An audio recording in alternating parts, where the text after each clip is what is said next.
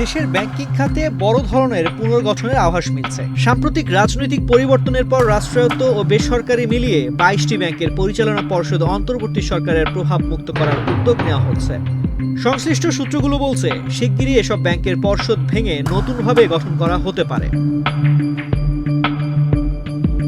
২০২৪ সালের ৫ আগস্ট রাজনৈতিক পট পরিবর্তনের পর অন্তর্বর্তী সরকারের সময় বাংলাদেশ ব্যাংকের গভর্নর হিসেবে দায়িত্ব নেন অর্থনীতিবিদ ডক্টর আহসান এইচ মনসুর। দায়িত্ব নিয়েই তিনি ব্যাংকিং খাতে শৃঙ্খলা ফেরানো ও সুশাসন নিশ্চিত করার লক্ষ্যে একাধিক পদক্ষেপ নেন।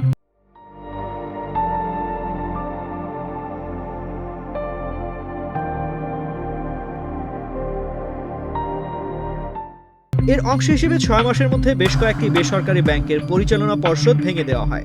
একই সঙ্গে কিছু ব্যাংককে একীভূত করার উদ্যোগও নেওয়া হয়। এসব ব্যাংকের লাখ লাখ গ্রাহক নিজের আমানত তুলতে ব্যর্থ হচ্ছেন। দিনের পর দিন ব্যাংকের শাখায় শাখায় ধর্ণা দিতে হচ্ছে গ্রাহকদের। যেসব ব্যাংক একীভূত করার উদ্যোগ নেওয়া হয়েছে এর মধ্যে একাধিক ইসলাম ধারার ব্যাংকে একীভূত করে একটি সম্মিলিত ইসলামী ব্যাংক গঠনের প্রক্রিয়া শুরু হয়েছিল। তবে অন্তর্বর্তী সরকারের এসব পদক্ষেপ শুরু থেকেই নানান বিতর্কের জন্ম দেয়। সংশ্লিষ্ট মহলের অভিযোগ, নতুন পর্ষদের নিয়োগ পাওয়া কিছু ব্যক্তির বিরুদ্ধে অতীতের অনিয়ম ও দুর্নীতির অভিযোগ ছিল। ফলে ব্যাংকিং খাতে কাঙ্ক্ষিত সুশাসন কতটা প্রতিষ্ঠিত হয়েছে তা নিয়ে প্রশ্ন ওঠে। চলতি বছরের ১২ ফেব্রুয়ারি নির্বাচনের মাধ্যমে নতুন রাজনৈতিক সরকার ক্ষমতায় আসার পর ব্যাংকিং খাত পুনর্গঠনের বিষয়টি আবারও সামনে আসে।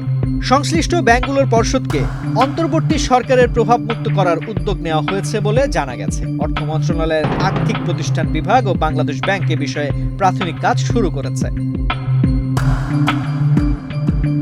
সংশ্লিষ্ট একাধিক সূত্র জানান, ইতিমধ্যে ২২ ব্যাংকের বর্তমান পর্ষদের কার্যক্রম পর্যালোচনা করা হচ্ছে। যেখানে প্রয়োজন সেখানে সম্পূর্ণ নতুন পর্ষদ গঠন করা হবে। বিশেষ করে যেসব ব্যাংকে ঝুঁকি ব্যবস্থাপনা, কমপ্লায়েন্স ও কর্পোরেট গভর্নেন্স দুর্বল সেসব ব্যাংকে দক্ষ ও পেশাদার ব্যক্তিদের অন্তর্ভুক্ত করার উপর জোর দেওয়া হচ্ছে। বিশ্লেষকরা বলছেন, দেশের ব্যাংকিং খাত অত্যন্ত সংবেদনশীল এবং অর্থনীতির স্থিতিশীলতার সঙ্গে সরাসরি জড়িত। তাই পর্ষদ পুনর্গঠনের ক্ষেত্রে দক্ষতা, অভিজ্ঞতা ও স্বচ্ছতাকে অগ্রাধিকার দেওয়া জরুরি। শুধু আনুগত্যের ভিত্তিতে নিয়োগ দেওয়া হলে ব্যাংক খাতের বিদ্যমান সমস্যাগুলো সমাধান হবে না, বরং ঝুঁকি আরও বাড়তে পারে।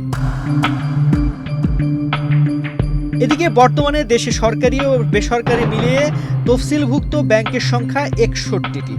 এত বড় খাতের কার্যকর নজরদারি ও সুশাসন নিশ্চিত করা একটি বড় চ্যালেঞ্জ হিসেবে দেখা হচ্ছে। বিশেষজ্ঞদের মতে ব্যাংকের পরিচালনা পর্ষদে এমন ব্যক্তিদের থাকতে হবে যারা ঝুঁকি ব্যবস্থাপনা, আর্থিক কমপ্লায়েন্স এবং আন্তর্জাতিক ব্যাংকিং মানদণ্ড সম্পর্কে সুস্পষ্ট ধারণা রাখেন। বাংলাদেশ ব্যাংকের মুখপাত্র ও নির্বাহী পরিচালক আরিফ হোসেন খান বলেন, সামাজিক ও আনুষ্ঠানিক পর্যায়ে বিভিন্ন মহলের সঙ্গে মতবিনিময় হলেও এখনো এ বিষয়ে আনুষ্ঠানিক কোনো ঘোষণা আসেনি। তবে সূত্রগুলো বলছেন, নীতি নির্ধারণী পর্যায়ে আলোচনা এগিয়ে চলছে এবং শিগগিরই দৃশ্যমান পরিবর্তন আসতে পারে। সব মিলিয়ে অন্তর্বর্তী সরকারের সময় গঠিত ব্যাংক পর্ষদ পুনর্গঠন দেশের ব্যাংকিং খাতে নতুন দিক নির্দেশনা দিতে পারে। তবে এ প্রক্রিয়া কতটা স্বচ্ছ, নিরপেক্ষ ও দক্ষতা ভিত্তিক হবে সেটি এখন সবচেয়ে বড় প্রশ্ন। তানজির রহমান, বাংলাদেশ প্রতিদিন।